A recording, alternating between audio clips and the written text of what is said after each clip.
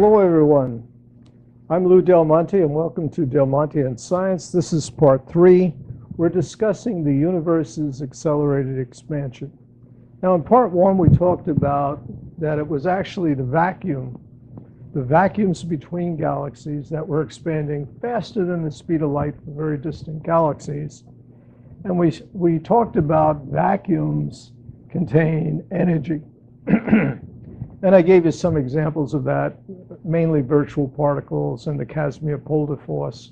There's a number of other examples that vacuums do contain energy. And I know that's difficult to believe because we normally consider a vacuum, it's counterintuitive, we normally consider a vacuum as nothing, but that's not the case.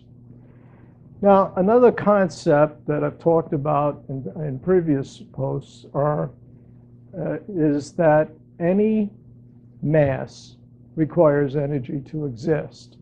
And I talked about the existence equation. I'm going to put it up here. The existence equation, and I'll explain it again, is minus 0.3 mc squared.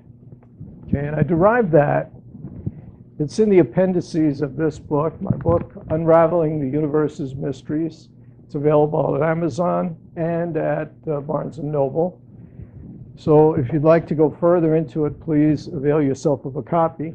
It's in the appendices because I don't put a lot of math in the copy of the book. But I do talk about the existence equation. What this is saying is that for a mass to exist, as it moves in time, that the kinetic energy associated with that is minus 0.3 mc squared. And basically, what I'm saying is that in order for this mass to exist, it has to have energy in this magnitude, okay? And that's the way it was derived. That's on an ongoing per unit time basis. So that if, for example, I did a correlation to the existence of a muon, which has a very short life before it decays, but that when you accelerate a muon near the speed of light, approaching that, approximately the speed of light, not to it, but close, that you can increase the muon's life expectancy by orders of magnitude, like 30 times. So, and I used this equation to actually predict that.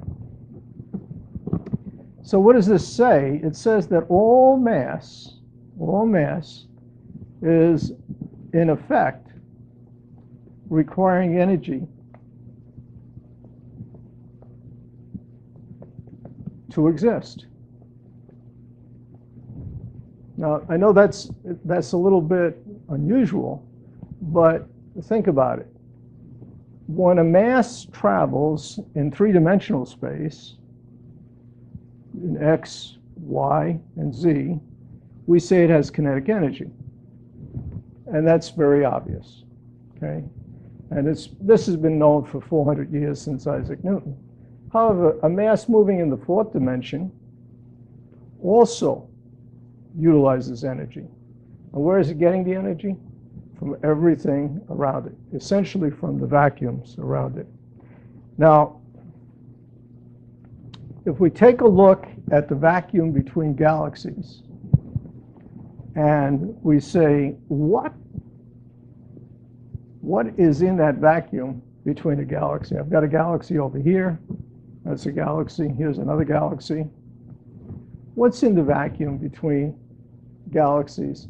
Let's ignore all the celestial objects because there are a lot of them. Comets, meteors, smaller subatomic particles, etc. Even hydrogen, the hydrogen atom, very prevalent. But let's say for the moment that those are all gone. And this is a perfect vacuum. There's still energy. And so if you ignore that, you can say that for this galaxy to exist, and this galaxy to exist, it's pulling energy out of this vacuum. That's where it's getting its energy. So what's going to happen to this vacuum? That's the big question. So let's talk about, again, go back to what's inside the vacuum.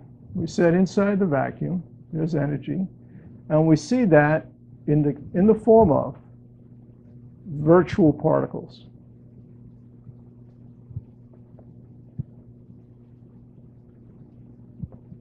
Okay, so there's energy in there. And as this, if we look at a vacuum as a collection of virtual particles, we can actually say that the collection of virtual particles, the energy and the collection of virtual particles defines the vacuum. Much the same way that a planet, like the Earth, is defined by the mass and the gravity holding the mass together.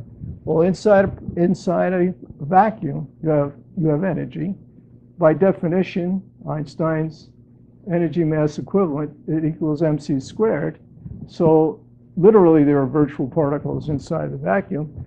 As the galaxies remove this energy, it tends to expand. And the reason why is that there's less mass inside the vacuum. And so the vacuum was defined by the amount of mass. As the galaxies require more energy, it pulls out effectively the mass, and the galaxy expands. All right, in part 3, we'll explain what's going on with the distant galaxies, why they're expanding faster than those closer to us.